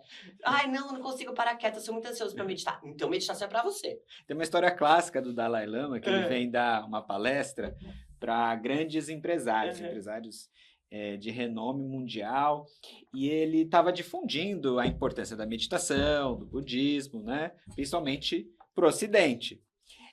E ele, falando sobre os benefícios da meditação, ele fala, olha, 20 minutos por dia é o suficiente para trazer esses benefícios. Aí um empresário, né, levantou a mão e perguntou, nossa, mas eu tenho uma vida muito corrida. Quanto que você recomenda para mim? No seu caso, 40 minutos.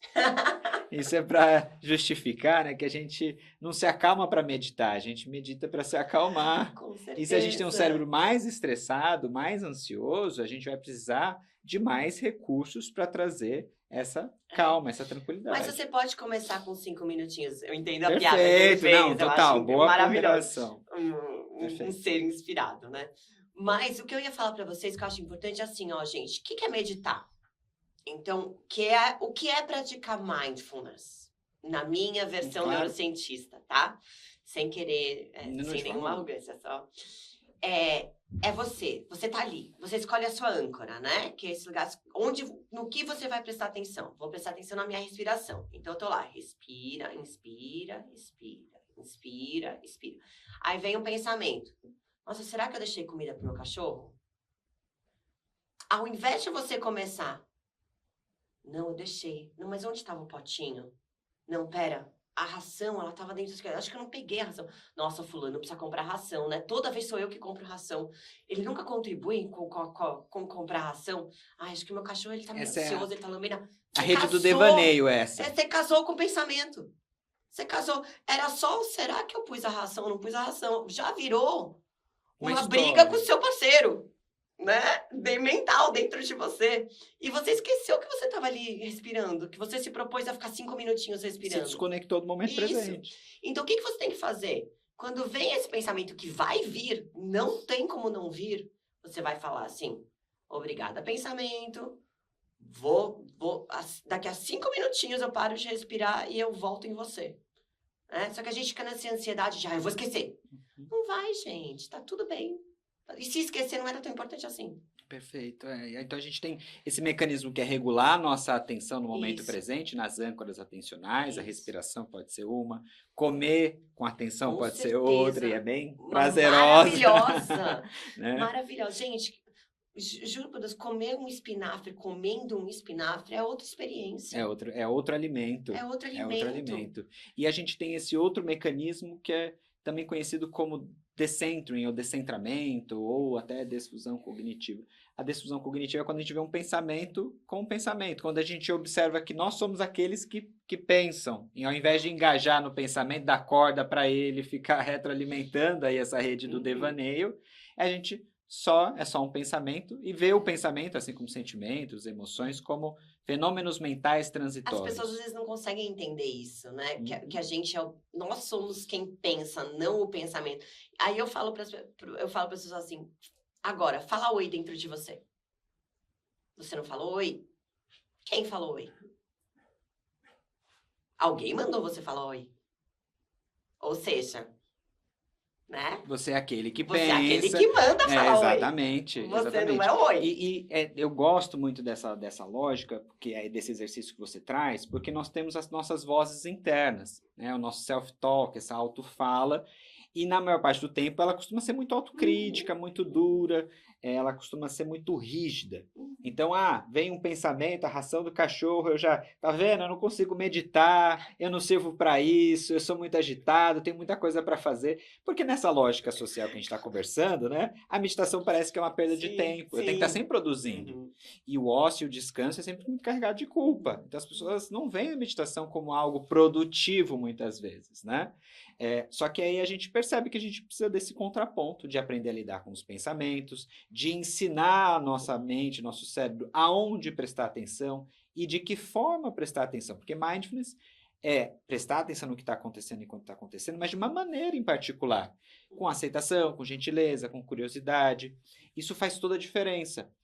E quando a gente pensa nesse tom de voz muito crítico, a gente já conversou quanto essa dureza, essa criticidade, ela prejudica a mudança do comportamento. E aí a gente tem várias perspectivas para explorar, né? Aqui eu trouxe um pouquinho da perspectiva de como a compaixão olha para isso, e a gente tem a autocompaixão, você trouxe essa característica da humanidade compartilhada, que a Christine Neff coloca para a gente, né? A humanidade compartilhada é um dos elementos da autocompaixão, que fala, olha, o motivo pelo qual a gente sofre é diferente. Mas o sofrimento em si é uma condição humana. Todos nós sentimos ansiedade, medo, tristeza, raiva, e experimentar isso é o que nos torna humanos. Isso é o oposto do que a gente sente quando a gente sente culpa, quando a gente se critica, porque quando a gente tem uma divisão entre culpa e vergonha que eu acho muito importante. Adoro. Que culpa é sobre algo que a gente fez, né? Então não deveria ter comido chocolate. E vergonha é sobre a gente. Eu sou a pior pessoa do mundo por ter comido chocolate. E quando a gente sente vergonha, a gente sente que tem algo quebrado internamente a nós, a gente se sente menos capaz de mudar. A gente se sente menos motivado à mudança. Então, reconhecer que não tem nada quebrado em você, que é uma condição humana, que o nosso cérebro ele nos condiciona a esse comportamento, por exemplo, é uma forma de acolhimento, na minha perspectiva. Então, a gente tem dentro da humanidade, dentro da autocompaixão, a humanidade compartilhada. Mindfulness é um outro elemento que a gente já discutiu. E o terceiro elemento seria a bondade amorosa. A bondade amorosa é oferecer gentileza para a gente porque a gente sofre, porque a gente é imperfeito. Na nossa lógica, a gente costuma ter uma relação muito forte com a nossa autoestima, que seria se congratular, se parabenizar quando eu faço tudo o que eu julgo como correto. Então, se eu fui produtivo, se eu segui direitinho a dieta, né? Então, eu mereço esse reconhecimento. Mas se eu errei, nossa, o chicote estrala. E a gente fica como se fosse uma montanha-russa de altos e baixos. Então, a bondade amorosa, ela surge para a gente entender que nós somos imperfeitos, que nós vamos errar e que nós vamos oferecer gentileza para a gente por conta da imperfeição. A gente é gentil porque a gente é imperfeito. E não o contrário, a gente tem que fazer tudo direitinho para a gente ser gentil. E nessa perspectiva, a gente vai percebendo que substituir essa autocrítica pela gentileza é muito favorável, porque um dos fatores é mudar quimicamente, hormonalmente, como o nosso organismo está funcionando. Aí eu queria que você, mais uma vez, eu sei que você já tocou nesses pontos, da ocitocina, da serotonina, mas fala sobre a autocompaixão para a gente, da perspectiva da neurociência.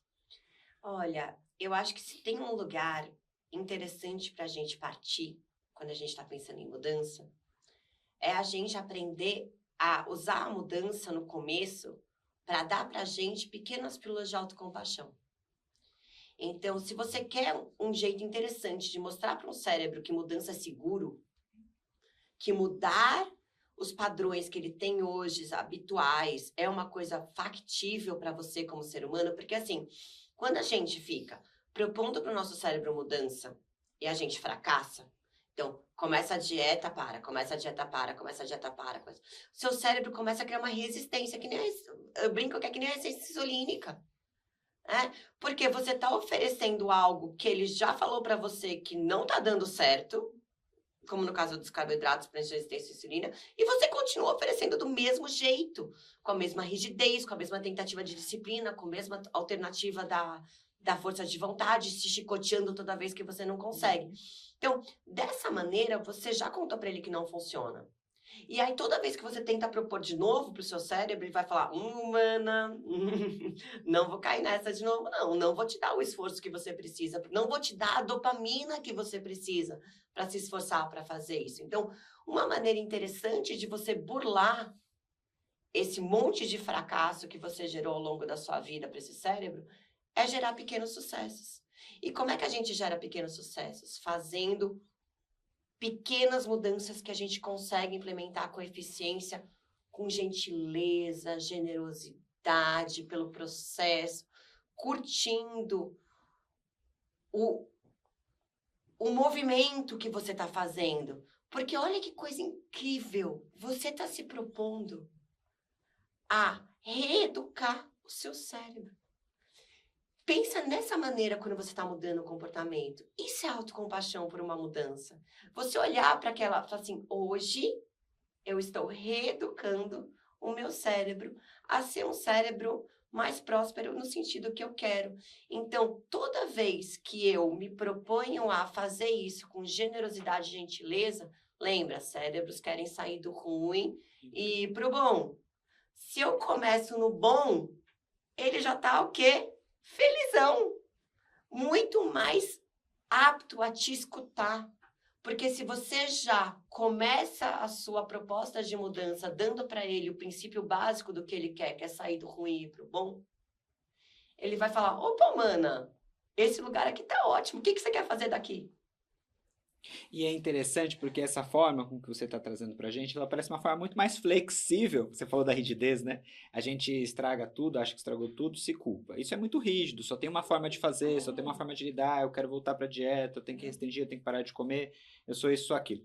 Quando a gente vai trazendo esse contexto, a gente vai percebendo o quanto é uma forma mais flexível da gente entender que existe um contexto e a gente ajudar o nosso cérebro nesse processo de mudança.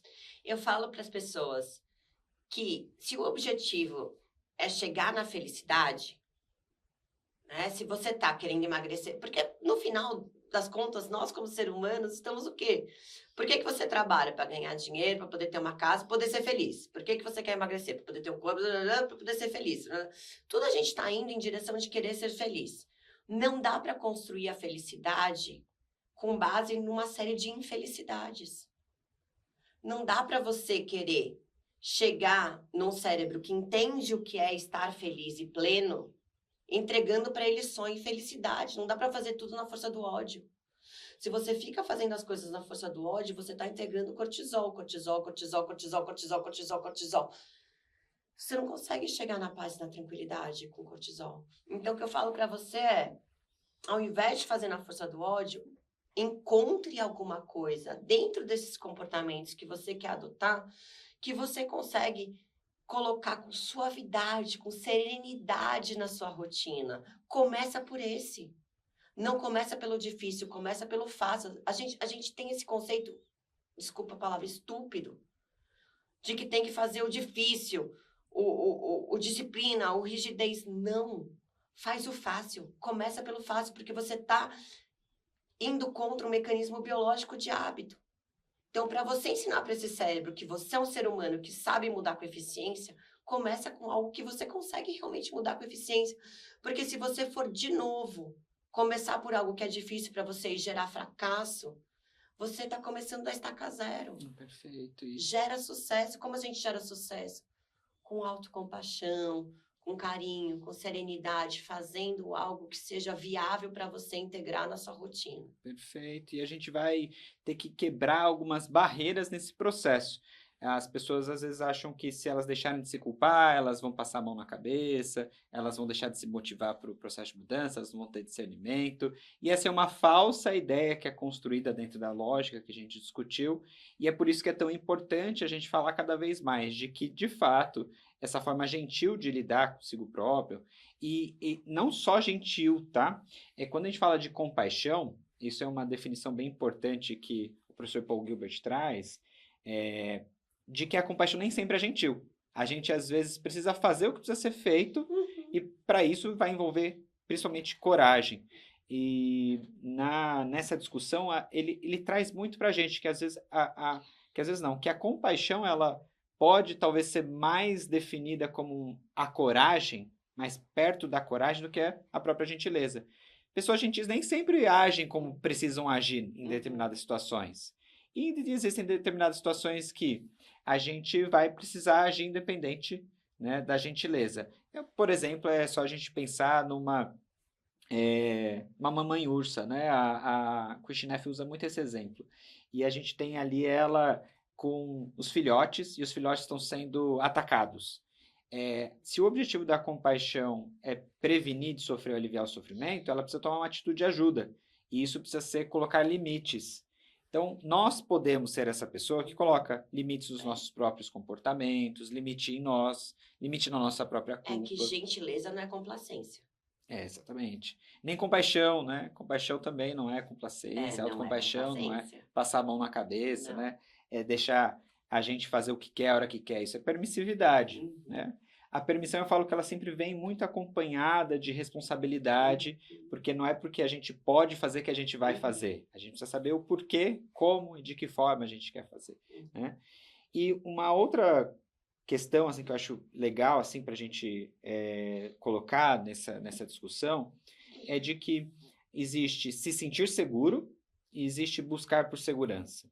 Se sentir seguro é a gente, de fato, tá ativando esses mecanismos de serotonina, ocitocina, que a autocompaixão traz para a gente sentir, de fato, essa ausência, muitas vezes, né, de emoções negativas ou estar com elas de uma forma gentil.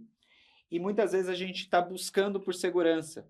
E isso não é se sentir seguro. A busca por segurança muitas vezes está em querer repetir, fazer dieta, repetir comportamentos que são negativos, que é a busca por controle. Então a gente entende que hoje a gente tem muito essa ativação desse mecanismo de busca, de ameaça, e pouco essa ativação desse mecanismo de segurança, né? De se sentir de fato bem ou seguro em relação ao seu comportamento, o processo de mudança, de que de fato é possível mudar. Né? De novo, eu vou voltar naquela frase de que cérebros preferem infernos conhecidos a paraísos desconhecidos. Se você está oferecendo uma mudança, é um desconhecido. O desconhecido para o seu cérebro, ele é ruim porque ele é inseguro. Nesse lugar, eu não sei se eu sei fazer você sobreviver. Aqui onde a gente está, que é familiar, eu sei. Ali onde você está propondo, eu não sei. Se você tenta, ao invés de internamente mostrar para esse cérebro, para esse organismo que pode ser seguro ali, você tenta controlar o contexto, você gera mais sensação de insegurança. Porque à medida que você está urgindo por controle, isso quer dizer o quê? É inseguro. Não é que é seguro. Porque se fosse seguro, eu não precisava controlar. Perfeito. Então, você precisa fomentar essa capacidade de se sentir seguro dentro de si, independente do que o contexto está oferecendo para você. E aí você vai ter um cérebro muito mais apto para se colocar no desconforto do que para permanecer em zonas de conforto que muitas vezes já são desconfortáveis. Então, para tirar seu cérebro da zona de conforto e oferecer o desconforto para ele como uma alternativa, é importantíssimo que isso venha de um lugar de autoestima, de segurança. Coragem também. Coragem. Né? Você sabe que tem um poema que faz um cruzamento, né? Fala que toda coragem contém amor. Se você fizer um... Sim, das palavras? Das palavras, das letras. Perfeito. E é isso. Bruna, quero agradecer a sua participação hoje. A nossa conversa foi muito produtiva e toda vez que a gente vai falando sobre mindfulness, neurociência, eu fico pensando em vários assuntos que a gente poderia explorar, mas acho que hoje a gente fez um excelente trabalho. A gente espera que você tenha aproveitado muito a nossa conversa de hoje. Então, eu vou dar esse espaço para você finalizar, né, a sua participação, trazer esse convite para suas redes, dividir o seu trabalho. Gente, é um prazer imenso, é sempre delicioso poder falar de assuntos que são tão importantes como a prática do mindful, da gente se tratar com menos rigidez, menos dureza, né, menos autocrítica. Para a gente poder ser uma humanidade mais próspera, a gente precisa entender como a gente funciona. Porque à medida que a gente... Imagina que coisa muito mais linda, pessoas que conseguem estar presentes e conectadas com si, convivendo. Porque enquanto a gente está todo mundo desconectado de si e nesse lugar ruminativo, dessa rede padrão disfuncional, a gente está tão autocentrado nos nossos problemas que a gente não consegue coabitar a Terra de uma maneira próspera. Então, obrigada por esse convite. Eu sempre fico muito feliz de poder contribuir com conhecimento de qualidade. Acho que a gente precisa conhecer o nosso cérebro, entender como a gente funciona. Eu tenho um trabalho que eu faço nas redes sociais, o meu Instagram é @bruna.dimantas, onde eu tento trazer conteúdos de neurociência de uma forma didática para toda e qualquer pessoa leiga conseguir entender como a gente funciona. Convido vocês a me seguirem e fico à disposição onde vocês quiserem me encontrar para falar mais a respeito sempre. Obrigada. Acho que todo mundo já percebeu que você cumpriu ou cumpre muito bem esse objetivo de falar, né, de uma forma bastante didática para as pessoas. Eu só vou pedir mais um favor para você, Bru, Claro. que é pede para a galera curtir esse vídeo pra gente. Opa. Gente, vamos curtir, porque informação de qualidade precisa ser disseminada. Curtam, compartilhem, para que isso chegue a maior número de pessoas possíveis, porque a gente também tem que lutar não só contra o nosso cérebro, mas também contra o algoritmo. Eu adorei, Bru. Muito obrigado por ter feito esse convite. Então, eu quero agradecer a tua atenção aqui hoje. De fato, deixa o seu like, deixa a sua curtida, o seu comentário. Eu vou estar sempre acompanhando os comentários de vocês. Essa curtida ajuda o algoritmo a entender que esse assunto é relevante, ajuda a levar o nosso trabalho a mais pessoas. Bruna, mais uma vez, muito obrigado pela sua presença aqui hoje. E a gente vai se encontrando, então, no próximo episódio do nosso podcast da Consciência Alimentar, podcast que desperta você para uma alimentação e uma vida mais consciente. Até lá!